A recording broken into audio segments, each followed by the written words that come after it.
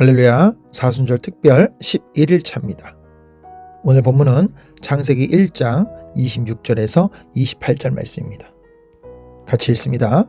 하나님이 이르시되 우리의 형상을 따라 우리의 모양대로 우리가 사람을 만들고 그들로 바다의 물고기와 하늘의 새와 가축과 온 땅과 땅에 기는 모든 것을 다스리게 하자 하시고, 하나님이 자기 형상 곧 하나님의 형상대로 사람을 창조하시되 남자와 여자를 창조하시고, 하나님이 그들에게 복을 주시며 하나님이 그들에게 이르시되 생육하고 번성하여 땅에 충만하라, 땅을 정복하라, 바다의 물고기와 하늘의 새와 땅에 움직이는 모든 생물을 다스리라 하시니라. 아멘. 여러분, 오늘 아침 이 거울을 보셨습니까? 이 거울을 보면 누가 보입니까? 저와 여러분이죠. 그런데 오늘 제가 여러분께 정말 중요한 질문을 하나 드리겠습니다. 여러분은 누구를 닮으셨습니까? 어떤 사람은 이렇게 대답할 겁니다. 나는 아버지를 닮았어요. 아니, 어머니를 닮았어요. 맞습니다. 우리는 부모를 닮습니다. 그런데 오늘 본문을 보십시오. 하나님이 이르시되 우리의 형상을 따라 우리의 모양대로 우리가 사람을 만들고. 아멘. 여러분, 이게 무슨 뜻입니까? 우리는 누굴 닮은 거예요? 저와 여러분은 하나님을 닮았습니다. 할렐루야. 지금까지 하나님은 어떻게 창조하셨습니까? 빛이 있으라 명령하셨어요. 궁창이 있으라 명령하셨습니다. 그런데 사람을 만드실 때는요, 우리가 사람을 만들자. 우리가 사람을 만들자. 의논하십니다. 삼위일체 하나님께서 의논하십니다. 왜요? 사람이 그만큼 특별하기 때문입니다. 사람이 그만큼 귀하기 때문입니다. 사람이 창조의 면류관이기 때문입니다. 여러분, 생각해 보십시오. 우주 전체를 만드실 때는 명령만 하셨는데 사람을 만드실 때는 의논하셨습니다. 놀랍지 않습니까? 그럼 하나님의 형상으로 만들어진 우리는 도대체 무엇이 특별할까요? 존 칼빈이라는 유명한 신학자가 이렇게 말했습니다. 하나님의 형상으로 지어진 인간이 다른 피조물과 구별되는 탁월성은 바로 감사이다. 감사. 여러분, 한번 생각해 보십시오. 개도, 고양이도, 새도, 물고기도 다 누구의 은혜로 삽니까? 하나님의 은혜로 삽니다. 그런데 그들이 하나님께 감사할 줄 압니까? 아니요. 오직 인간만이 창조주를 기억하고 감사한다는 사실입니다. 아멘. 그것이 하나님의 형상이에요. 그래서 감사가 없으면 어떻게 됩니까? 짐승과 똑같은 겁니다. 우리가 아무리 높은 자리에 있어도, 아무리 많이 가져도 감사가 없으면 짐승과도 같습니다. 반대로 우리가 아무리 가난해도, 아무리 힘들어도 감사가 있으면 그게 뭐예요? 하나님의 형상입니다. 할렐루야. 오늘 본문 27절입니다. 하나님이 자기 형상 곧 하나님의 형상대로 사람을 창조하시되 남자와 여자를 창조하시고. 아멘. 여러분, 보이십니까? 남자와 여자를. 다른 피조물은 어떻습니까? 종류대로 그냥 암컷과 수컷. 그런데 인간은요, 남자와 여자 각각 창조하셨습니다. 그럼 이게 무슨 뜻입니까? 남자와 여자가 어떻다는 거예요? 동등하다는 겁니다. 남자가 여자가 동등하다는 거예요. 할렐루야. 여러분, 이 원어를 보면 더 놀랍습니다. 이 남자와 여자를 기록할 때 히브리어로 이 비블리 접속사라는 걸 사용했습니다. 자, 무슨 뜻이냐면 삼위일체 하나님처럼 하나님께서 셋이 한 분이고 하나가 세 분이듯이 남자와 여자도 본질적으로 뭐다? 하나라는 겁니다. 종속이 아니라 동등입니다.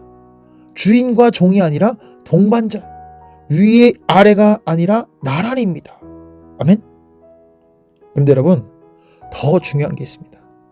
하나님의 형상은 누구에게 있습니까? 예수 믿는 사람만? 아닙니다. 모든 인간에게 있습니다. 믿는 사람도 안 믿는 사람도 다 하나님의 형상입니다. 단지 믿는 사람은 그 형상이 어떻게 된 거예요? 회복된 것이고, 안 믿는 사람은 그 형상이 아직 회복 안 된 것뿐이에요. 내 배우자가 아직 안 믿는다면 포기하지 마십시오. 내 자녀가 아직 안 믿는다면 여러분 기도하십시오. 내 부모님이 아직 안 믿는다면 여러분 기다려 주십시오. 왜요? 그들도 하나님의 형상이기 때문입니다. 하나님이 반드시 일하십니다. 아멘? 그럼 이제 본론으로 좀 들어가겠습니다. 자, 본문 28절을 보십시오. 하나님이 그들에게 복을 주시며 하나님이 그들에게 이르시되 생육하고 번성하여 땅에 충만하라. 땅을 정복하라. 바다의 물고기와 하늘의 새와 땅에 움직이는 모든 생물을 다스리라 하시니라. 아멘. 자, 정복하라, 다스리라. 찾으셨습니까? 자, 이게 무슨 뜻일까요? 많은 사람들이 착각합니다. 내가 1등이 돼야 돼. 내가 대통령 자리를 차지해야 돼. 내가 사장이 되어야 돼. 아닙니다. 정복하고 다스린다는 것은 지위가 아닙니다. 지위가 아니면 뭐예요? 마음이에요. 마음. 주인의 마음입니다. 여러분, 이 세상에는 두 종류의 사람이 있습니다. 종의 마음으로 사는 사람, 그리고 주인의 마음으로 사는 사람이 있어요. 여러분, 종의 마음은 무엇입니까? 일하면서 짜증, 일하면서 불평, 일하면서 핀잔. 왜 내가 이 일을 해야 돼? 왜 나만 힘들어? 이게 종의 마음이에요. 그런데 주인의 마음은 무엇입니까? 일하면서 감사, 일하면서 기쁨, 일하면서 만족. 주님, 이 일을 할 수 있어서 감사합니다. 하나님이 나를 믿으시고 맡겨주셨습니다. 같은 일을 해도 마음이 다릅니다. 마음이 달라요. 제가 소방관 시절 처음에는 종의 마음으로 일했습니다. 왜 나만 늘 야근해야 되나? 왜 나만 대기근무 서야 되나? 왜 나만 위험한 곳으로 가야 되나? 왜 나만 이렇게 출동 많은 곳으로 가야 되나? 왜 나만 고생해야 되지? 항상 불평했습니다. 그런데 어느 날 큰 화재 현장에서 누군가를 구했어요. 그 사람이 울면서 이렇게 말하는 겁니다. 고맙습니다. 살려주셔서. 그 순간 깨달았어요. 아, 이게 주인의 마음이구나. 내가 이 일을 할 수 있다는 게 특권이었구나. 하나님이 나를 믿고 맡겨주신 거구나. 그 이후로 똑같은 일을 했는데 마음이 달라졌습니다. 출동이 많아도 감사, 위험한 곳에 가도 감사, 고생해도 만족. 하나님, 이 일 할 수 있게 해주셔서 감사합니다. 그 마음 가지고 정말 미친 듯이 출동을 나갔어요. 종의 마음이 주인의 마음으로 바뀐 겁니다. 할렐루야. 사랑하는 여러분, 여러분 지금 어떤 마음으로 살고 계십니까? 가정에서 종의 마음입니까? 주인의 마음입니까? 왜 나만 설거지해야 돼? 종의 마음이. 가족을, 성도를, 교회를 섬길 수 있어 감사. 주인의 마음이에요. 여러분 직장에서, 가정에서, 학교에서 종의 마음입니까? 주인의 마음입니까? 왜 나만 일해야 돼? 이게 종의 마음. 이 일을 맡겨주셔서 감사. 이게 주인의 마음이에요. 교회에서도 종의 마음입니까? 주인의 마음입니까? 왜 나만 봉사해야 되는데? 이건 종의 마음이에요. 주의 일을 할 수 있어서 감사. 이건 주인의 마음입니다. 사랑하는 여러분, 우리는 하나님의 형상이라는 거. 하나님의 형상은 주인의 마음입니다. 종의 마음이 아니라 주인의 마음입니다. 불평의 마음이 아니라 감사의 마음입니다. 짜증의 마음이 아니라 기쁨의 마음입니다. 그럼 어떻게 주인의 마음을 가질 수 있을까요?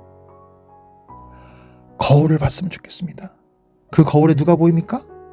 하나님의 형상, 하나님을 닮은 저와 여러분이 보일 거예요. 나는 하나님의 형상이야. 나는 특별해. 나는 귀해. 두 번째, 감사하십시오. 감사가 하나님의 형상의 증거입니다. 짐승은 감사 못한다 그랬어요. 그런데 우리는 감사할 수 있습니다. 주님, 감사합니다. 주님, 이 일을 할 수 있어 감사합니다. 주님, 이 교회를 보내주셔서 감사합니다. 세 번째로, 동등하게 대하십시오. 남편이든 아내든 부모든 자녀든 친구든 다 하나님의 형상입니다. 종속이 아닙니다. 동등입니다. 서로 존중해야 돼요. 아멘. 이 사순절의 기간 가운데 여러분이 하나님의 형상을 회복하기를 바랍니다. 종의 마음이 주인의 마음으로 바뀌기를 바랍니다. 불평이 감사로 바뀌기를 바랍니다. 그래서 가정에서도, 직장에서도, 학교에서도, 교회에서도 주인의 마음으로, 감사의 마음으로, 기쁨의 마음으로 사는 여러분 되시기를, 하나님의 형상인 여러분, 주인의 마음을 가진 여러분, 감사하는 여러분, 기쁨으로 섬기는 여러분 되시기를 예수 그리스도의 이름으로 축복합니다. 할렐루야.